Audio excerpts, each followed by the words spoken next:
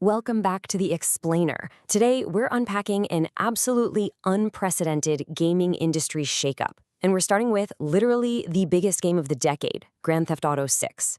We're seeing a massive shift right now in how the gaming and tech industries operate.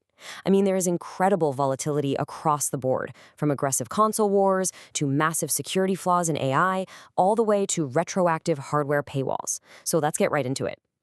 So let's just get straight to the billion-dollar question. Why exactly is GTA 6 taking sides? See, for years, massive third-party games have played it totally safe in public. They maintained this unwritten rule of platform neutrality so they wouldn't alienate half their player base, even if they had secret marketing deals behind closed doors. But suddenly, Rockstar has broken that rule. They've publicly aligned with PlayStation, openly declaring that the game plays best on PS5. We're going to unpack exactly why they're doing this and what it really means for you. Here's the roadmap for today.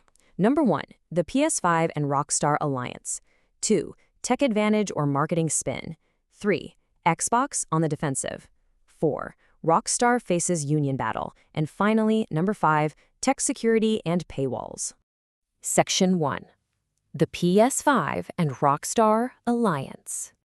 All right, let's look at how this historic alliance actually came together. This timeline brilliantly illustrates the sequence of events over late June 2026, and it kicked off an absolute firestorm. On June 24th, Sony drops a bombshell, officially announcing their PS5 advantage. Just 2 days later, Microsoft scrambles to counter this by claiming record pre-orders. But then, the real shocker hits on June 30th, when Rockstar themselves confirm it, slapping the Plays Best on PS5 slogan on their official channels. And this is all leading up to that massive November 19th launch. This isn't just a friendly nod, right? This is Rockstar actively promoting Sony's platform superiority. Section 2, tech advantage or marketing spin. The crucial point here is figuring out whether this is a genuine hardware win for gamers or just a massive, incredibly expensive financial flex by Sony. The joint announcement goes heavy on these proprietary PS5 features. They're pushing DualSense haptic feedback for distinct vehicle and weapon feels, adaptive triggers for actual tactile resistance, Tempest 3D audio to bring Leonida to life, and that ultra-fast SSD for zero loading screens. I mean, imagine actually feeling the resistance of a trigger pull. On paper, these sound like incredible upgrades that make the PS5 the definitive place to play. But here's where the skepticism creeps in. Analysts are starting to point this out, asking, do these features actually constitute genuine technical superiority, or are they just experiential enhancements that completely bypass core performance metrics? We're talking frame rate, resolution, raw visual fidelity. Sony is likely pouring hundreds of millions of dollars into this marketing budget. They want to cement the PS5 as the console of this generation, and paying to highlight features like haptics is a brilliant way to mask the fact that under the hood, the raw performance between the PS5 and the Xbox Series X might basically be identical. Section 3, Xbox on the defensive. So this massive push naturally builds incredible pressure on Microsoft. Look at this comparison. The contrast in strategy right now is night and day. Sony is playing pure offense with aggressive GTA 6 bundling, a massive marketing budget, and premium PS5 focus. Microsoft's strategy, on the flip side, is entirely defensive. They're making claims about record pre-orders without showing any verifiable metrics to actually back it up. And honestly, worst of all for Xbox fans, some of Rockstar's promotional materials are completely omitting Xbox branding altogether. You're paying the exact same price for this game on Xbox, yet you're kind of being made to feel marginalized. And compounding this lag in console sales, Microsoft is ruthlessly cutting ambitious but risky projects in what's being called the Xbox reset. They've closed studios like Arcane and are reportedly considering canceling the highly anticipated Marvel's Blade. It's a fundamental shift. Instead of creative experimentation, they are fiercely prioritizing a leaner, more profitable model built on proven franchises with mass appeal, which is definitely causing some frustration in the gaming community. Section 4, Rockstar faces union battle. While billions are being thrown around in corporate marketing wars, we absolutely have to look at the human element, the people actually building these games. Right now, UK-based Rockstar developers have applied for voluntary recognition of the IWGB Game Workers Union to secure collective bargaining rights. And notice the timing here. They're doing this strategically right before the massive GTA 6 launch in November.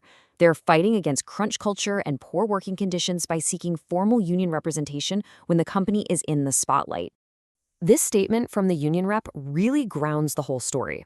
They aren't trying to be adversarial. They literally just want a seat at the table and to be treated as partners. It's an important reminder for all of us that preventing employee burnout and improving conditions isn't just about fairness. It is absolutely vital for actually delivering a high-quality game of this scale. Section 5. Tech security and paywalls. Okay, let's pivot into our rapid-fire tech briefing, starting with a massive cybersecurity alert from Microsoft regarding something called MCP tool poisoning. So AI agents today use tools to connect to databases and files via the Model Context Protocol, right? Well, tool poisoning is when an attacker injects hidden malicious instructions into the metadata of those tools. The AI reads the description, thinks it's normal documentation, and silently executes the hidden commands. It's wild. Attackers can achieve remote code execution without triggering a single human-facing security alert. The big takeaway here is that because AI agents are moving from just reading content to actually taking actions, organizations have to implement strict defense in-depth protocols right now. Microsoft's strategy involves only connecting verified MCP servers, keeping a real-time living tool catalog, and crucially requiring explicit user consent before an action is taken. You've got to have anomaly monitoring and network segmentation too. Speaking of severe security failures, 282, that is a truly staggering number. A recent Wake Forest study tested 444 iOS AI apps and found that 282 of them were leaking exploitable LLM API credentials right in plain sight. That's over 60% of the apps tested. When you break it down, the patterns are alarming. 48% are leaking JWT tokens, 33% have unauthenticated backend proxy access, and 19% are literally transmitting API keys in plain text. So what does this mean? Developers are treating critical API keys like basic config files. They're rushing to ship AI features, exposing themselves to massive, bankrupting API bills, and putting their users at serious risk of data theft. Shifting over to consumer hardware, Meta has quietly pulled a very frustrating move. They retroactively paywalled their conversation-focused AI feature on the Ray-Ban smart glasses. If you're on the free tier, you now only get 3 hours a month. Even if you pony up $19.99 a month for the premium tier, you're capped at 15 hours. That is literally barely 30 minutes a day. Early adopters who bought the hardware expecting unlimited on-device features are, for sure, feeling totally ripped off.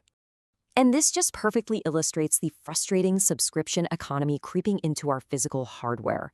Companies are desperate for recurring revenue, so they're rolling out aggressive software subscriptions and retroactive feature restrictions.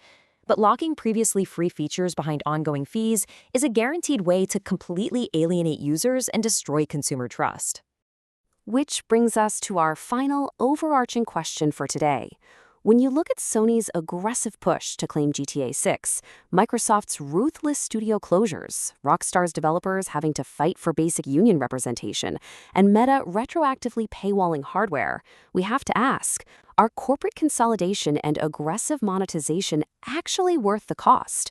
How do these relentless shifts impact the daily lives of the consumers who pay for the products and the workers who build them? It's something this entire industry is going to have to reckon with. Thanks for joining me on this explainer, and I'll see you on the next one.